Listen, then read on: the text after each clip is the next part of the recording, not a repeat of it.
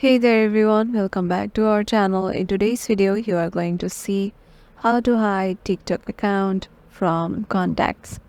So let's get right into it.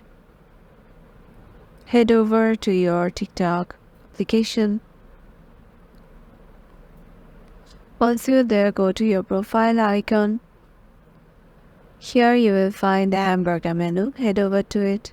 And there goes your settings and privacy. Get into it. Once you're there, go to privacy. And here you can see an option, suggest your account to others. And here just turn the contacts option off. Once you do it, your account